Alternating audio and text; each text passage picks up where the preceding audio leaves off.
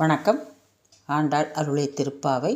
சிற்றம் சிறுகாலே வந்துன்னை சேவித்து உன் பொற்றாமரை அடியே போற்றும் பொருள் கேளாய்.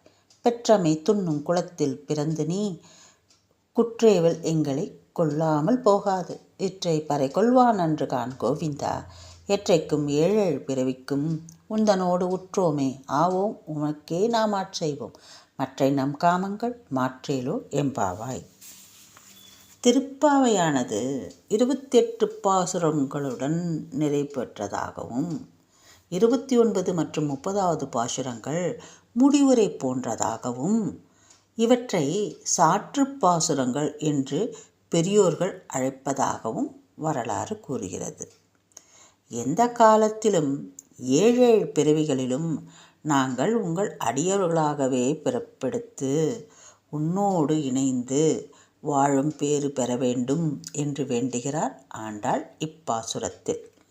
சிற்றம் சிறுகாலே வந்துன்னை சேவித்து. மார்கழி அதிகாலையில் புலர்காலையில் நாங்கள் எழுந்து வந்து உன்னை சேவிக்க வேண்டும். உன் பொற்றாமரை அடியே போற்றும் பொருள் கேளாய். உன் கமலமலர் பொன் போன்ற பொற்றாமரை திருவடிகளை போற்றி நாங்கள் கோரும் வரத்தை அளிப்பாயாக.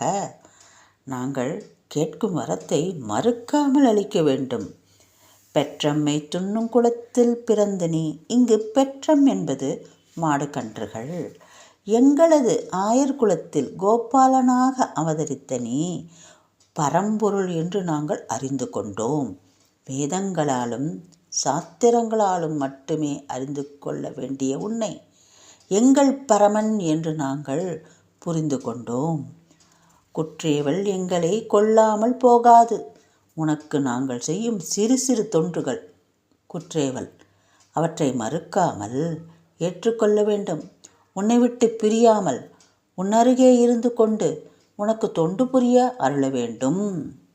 இற்றை பறை கொள்வான் அன்று கான் கோவிந்தா.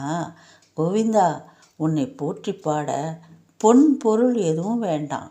உன் அருள் ஒன்றே போதும். எற்றைக்கும் ஏழேழு பிறவிக்கும் உந்தனோடு உற்றோமே ஆவோம் உமக்கே நாம் ஆட்செய்வோம். இனி எத்தனை பிறவிகள் எடுத்தாலும் உந்தனோடு உன் அடியார்களாக பிறக்க வேண்டும்.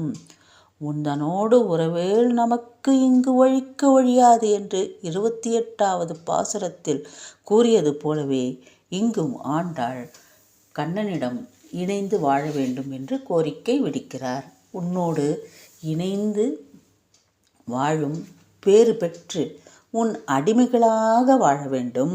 உற்றோம் யாவோமே உமக்கே நாம் ஆட்செய்வோம். மற்றை நம் காமங்கள் மாற்றேலோர் எம்பாவாய். உனக்கு அடிமையாகவே இருப்போம். உனக்கே தொண்டு புரிவோம். எங்கள் உள்ளத்தில் எழும் சிற்றாசைகள் நீக்கி அதை பக்தியாக மாற்ற வேண்டுகிறோம். இதுவே எங்கள் வேண்டுகோள் என்று வினயத்துடன் கேட்கிறார் ஆண்டாள். தேங்க்யூ.